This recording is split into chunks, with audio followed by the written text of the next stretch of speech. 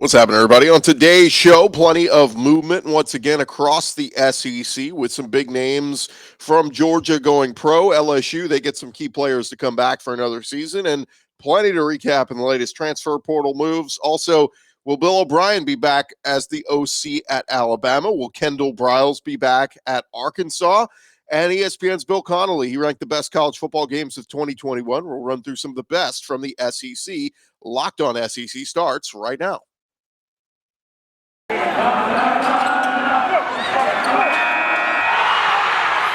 are Locked On SEC, your daily podcast on the Southeastern Conference. Part of the Locked On Podcast Network, your team every day.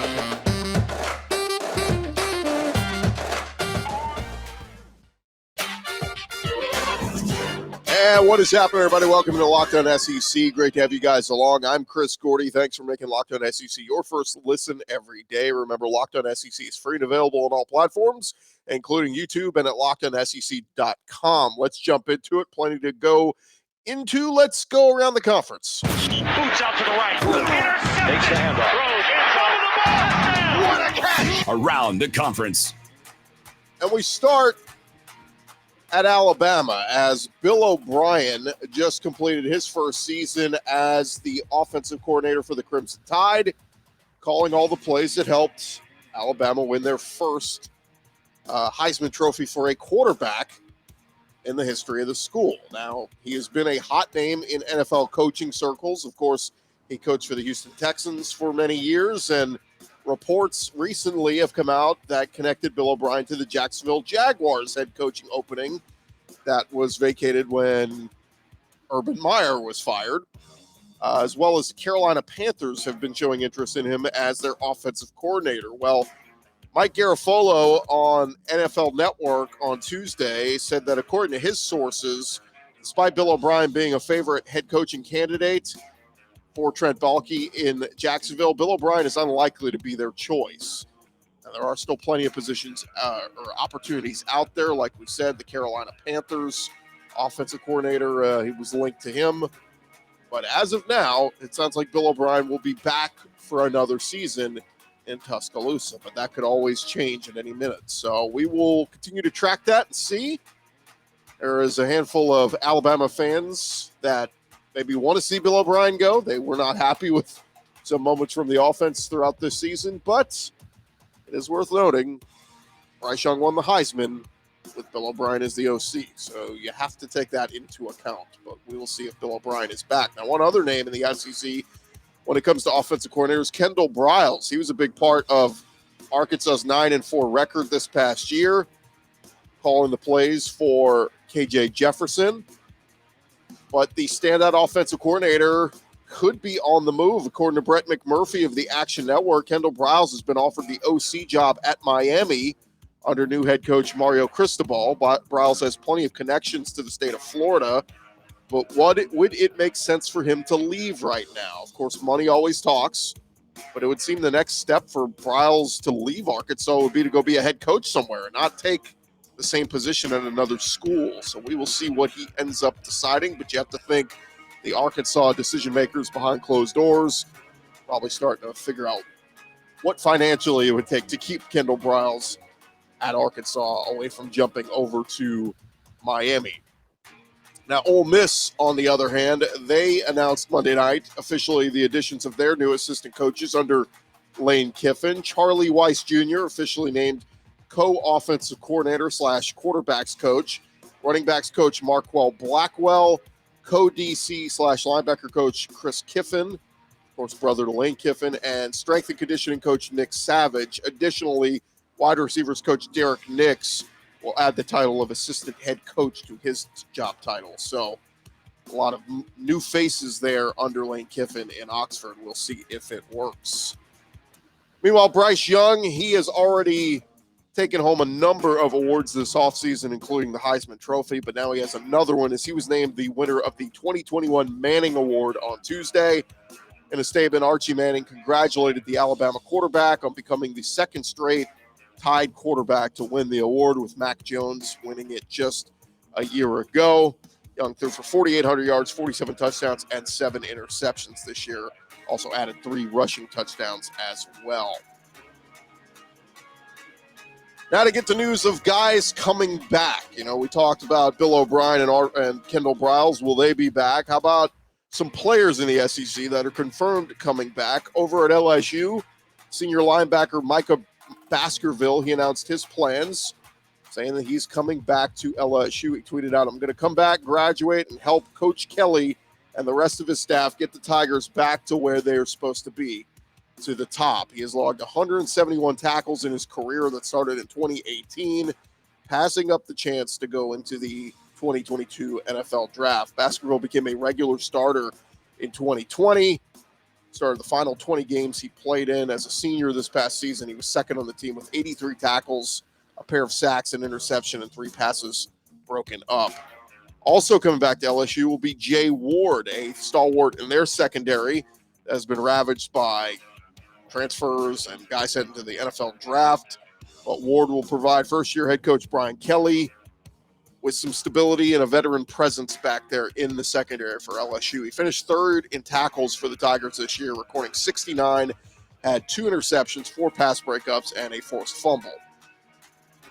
Meanwhile, over at Alabama, Kendall Randolph, a veteran offensive lineman, he has made his plans known for next season. He is coming back. He's 6'4", 298 pounds, primarily been a blocking tight end with 13 career starts at the tight end spot. He had 4 starts this season, but he also works as a backup along the offensive line. He said, "Look, I'll be returning for my final season. Cannot wait to get back to work. I know we have a special group of guys coming back. Next season cannot get here soon enough." So Kendall Randolph coming back to Alabama. Another guy at LSU who announced he's coming back, Georgia Jenkins, one of their stud wide receivers. He said after mulling the decision to go to the draft, he will be returning for next year. He has 62 catches for 966 yards and 8 touchdowns for the Tigers. Georgia Jenkins coming back for them. Over at Georgia, defensive back William Poole has announced he is coming back. He simply tweeted out on Monday, September 3rd. Well, that just so happens to be Georgia's next football game on the schedule. It was quickly confirmed that means he's coming back for his senior season in 2022. This year, he appeared in 7 games, recording 14 tackles, breaking up 4 passes. So William Poole back at Georgia. All right, how about guys leaving, going pro to the next level? Channing Tindall had a monster year for the Georgia Bulldogs this year, becoming one of their leaders on the national championship-winning defense. Now he is going pro on Monday night. He announced he is foregoing his college eligibility and heading to the NFL Draft. He was Georgia's 3rd leading tackler this season, at 5.5 sacks and a forced fumble. While Quay Walker, another guy part of Georgia's defense, he is going pro. In 13 games this year, he ended up as the Bulldogs' 4th leading tackler. Announced his decision on Twitter. He had 65 tackles this year, 5.5 coming behind the line of scrimmage, and 3 pass breakups. So Quay Walker going pro. On the offensive side of the ball, John Fitzpatrick for Georgia, he's announced he is going to the NFL. Becomes the 11th player at Georgia to forego his remaining eligibility, head to the pros. He had 2 years of eligibility remaining after he started 13 games for the Bulldogs. Played in all 15 games this year for Georgia, made 7 starts, finished with 6 catches for 83 yards. Over at Alabama, LaBryan Ray, he has shown plenty of potential over his 5 years at Alabama, but has dealt with injuries and a whole bunch of stuff. Could return for a 6-year of eligibility, but it sounds like he is not going to. According to Alabama reporter Mike Rodak, Ray has accepted an invite to the East-West Shrine game. This past year, he appeared in 11 games for the Tide, recording 11 tackles and a sack. He had 6.5 sacks throughout his Alabama career. Josh Heupel and Shane Beamer, both impressive seasons in their first year as head coaches in the SEC. On Monday night, they were named co-winners of the Steve Spurrier First-Year Coaching Award. So congrats to both of those guys. And a quick note on SEC hoops. Arkansas got a win last night over South Carolina, 75-59. But one streak came to an end. Since 1989, Arkansas had hit a 3-pointer in every game. That has now ended. The Razorbacks went 0 for 11 in the game Tuesday night, ending the 3rd longest streak in the country. Their three-point drought ended its streak of consecutive games with a made three at 1,092. The last time Arkansas did not make a three in a game was against Texas in 1989. Probably the entire team was not even alive then. So a streak that comes to an end. Arkansas, though, they do improve to 13-5, won their third straight in the SEC. Thanks for making Locked On SEC your first listen every day. Coming up next, we'll get to the latest in the transfer portal in the SEC. That is coming your way right after this. I'd like to tell you guys about our friends over at Built Bar. It is the new year, so that means New Year's resolutions. And if yours is about getting fit or eating healthier, you need to include Built Bar in your plan. Built Bar is the protein bar that tastes like a candy bar, but it makes it easier for you to stick to your resolutions because it tastes so good you will want to eat it. Built Bars covered in 100% real chocolate, but they contain only 130 calories, 4 grams sugar, 4 grams net carbs, 17 grams of protein packed in there. Compare that to a candy bar, which is usually double the calories, 30 grams of sugar, tons of net carbs. Of course, if you're not a huge fan of working out, you can at least try something that tastes good and is good for you, and that is Built Bar. Head to their website right now. Just go to Built.com. Make sure you use our promo code LOCKED15. That's LOCKED15. That'll get you 15% off your first order at Built.com. Again, use promo code LOCKED15. Get 15% off at Built.com.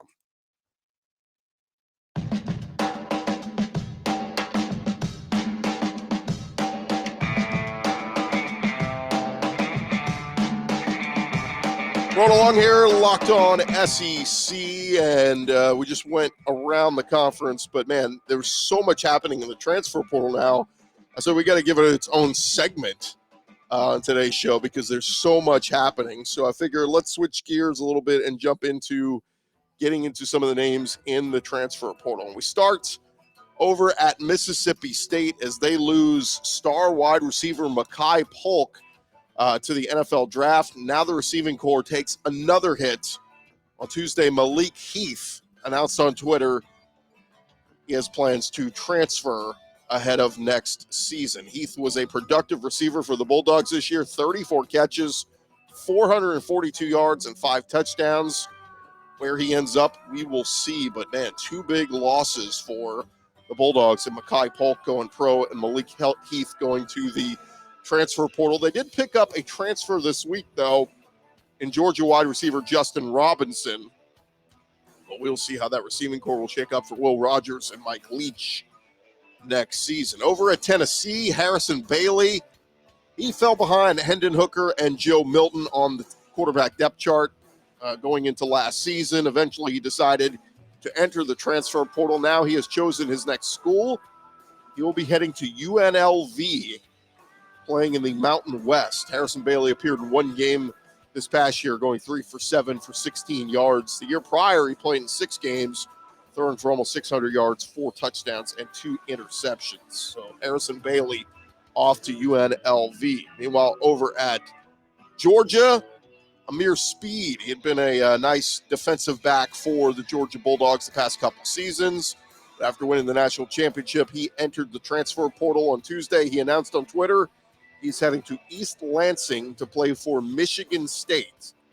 Speed appeared in 7 games for the Dogs this year, recording 13 tackles. In his 5 years in Georgia, he recorded 25 tackles and a pass breakup.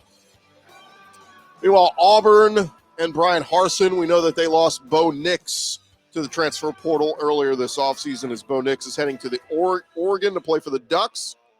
Well, now a little bit of role reversal as an Oregon Ducks quarterback is heading down to Auburn. Robbie Ashford, who's a native of Hoover, Alabama, he announced on Twitter this week that he is committing to Auburn.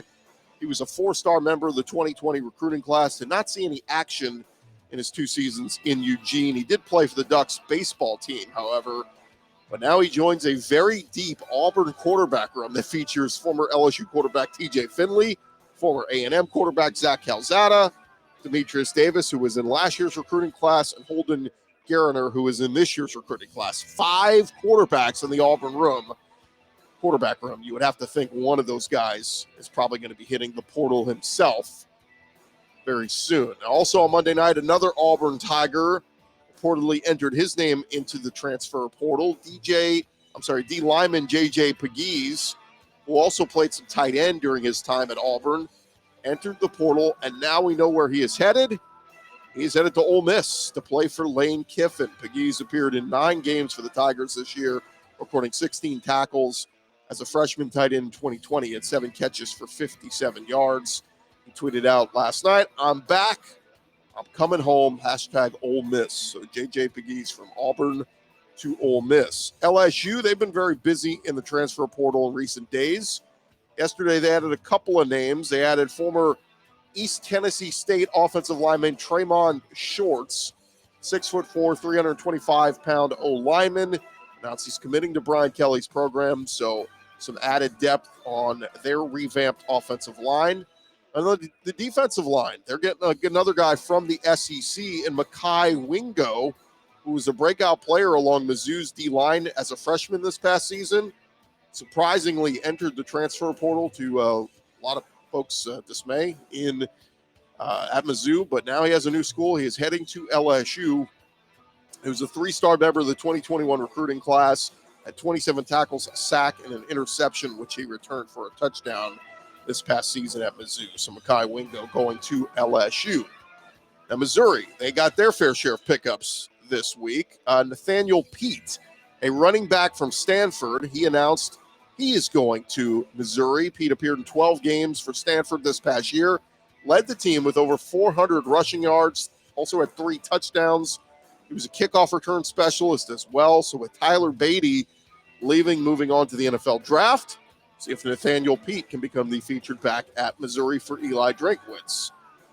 Dylan Spencer will also be a familiar face when he returns to Missouri. The former Tiger lineman has reversed course after he briefly transferred to Jackson State and quickly ended up back in the transfer portal, and now he's heading back to Missouri. He originally signed with them in the 2020 class, appeared in 2 games as a true freshman, including starting at guard against Florida before he transferred to Jackson State. He did not play for Jackson State. So Dylan Spencer heading back to Mizzou. And over at Vanderbilt, Deshaun Jerkins, one of the more experienced players on the Vandy defense, he has entered the transfer portal.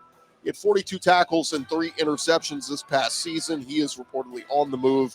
In his career, he had 144 tackles, 3 picks, and 7 pass breakups in his 3 seasons at Vandy. He's originally a Virginia native, so we'll see if that has a bearing on where he ends up in the transfer portal. And there you have it. That's the latest on the transfer portal, but every day there's about a dozen or so names either going into the portal or announcing what school they're headed to. So we'll continue to keep you guys up to date on all of that. When we return, Bill Connelly of ESPN wrote a piece ranking the top 100 college football games of the 2021 season. We'll run through some of the better ones from the SEC. That is coming your way next. Thank you guys again for making Locked On SEC your first listen every day.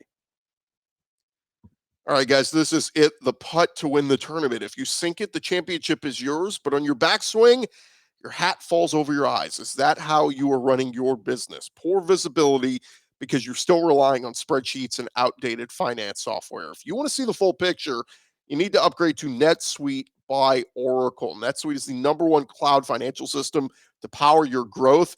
They give you visibility and control of your financials, your inventory, your HR, your planning, your budgeting, and much more. NetSuite is everything you need to grow your business all in one place. Over 28,000 businesses are already using NetSuite, and for the new year, they have a new financing program for those ready to upgrade at netsuite.com/locked, LOCKED. Head to netsuite.com/locked for a special one-of-a-kind financing offer on the #1 financial system for growing your business, NetSuite, NETSUITE.com/locked.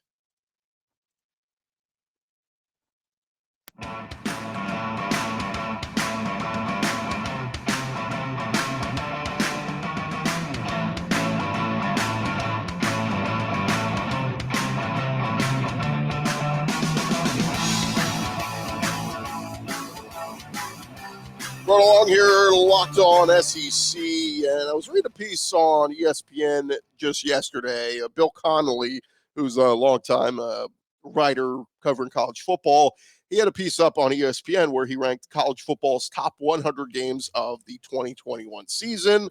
So I figured, you know what, we're not going to run through all of them, but let's jump through. He had 8 games from the SEC made his top 25. So I figured we'd take a look at which SEC games made his list. So we'll start without further ado with number 22 on his list. He had LSU beating Texas A&M 27-24. That game on November 27th. It says LSU sent Ed Ogeron off the field a winner in his final game in charge.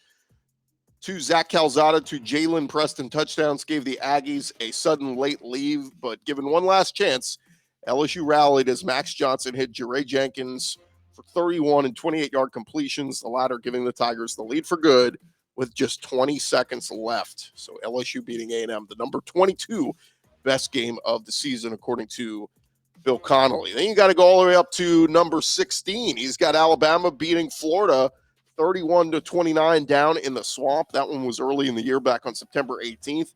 So for the second time in 5 games dating back to 2020, the Crimson Tide and Gators put on a show. Bama leaped out to a 21-3 lead in the Swamp, but Florida's offense was relentless, gaining over 430 yards and charging back to within 2 on a nasty Dameon Pierce run with 3:10 left. But the 2-point conversion failed, and Alabama was able to milk the clock enough to prevent any last gasp comeback attempt from the Gators. Of course, Dan Mullen would go on to lose his job, but at the time, that felt like a moral victory for the Gators. Number 14 best college football game of the year, Purdue beating Tennessee 48-45. It was the Music City Bowl. It was fun for 55 minutes, and then it turned into an epic game. This is Bill Connelly saying, as Purdue went up 38-31. Tennessee tied the game just a minute 20 later. Purdue scored on a 70-yard throw to Brock Thompson 40 seconds after that, and then Tennessee tied it again with a minute 35 to go.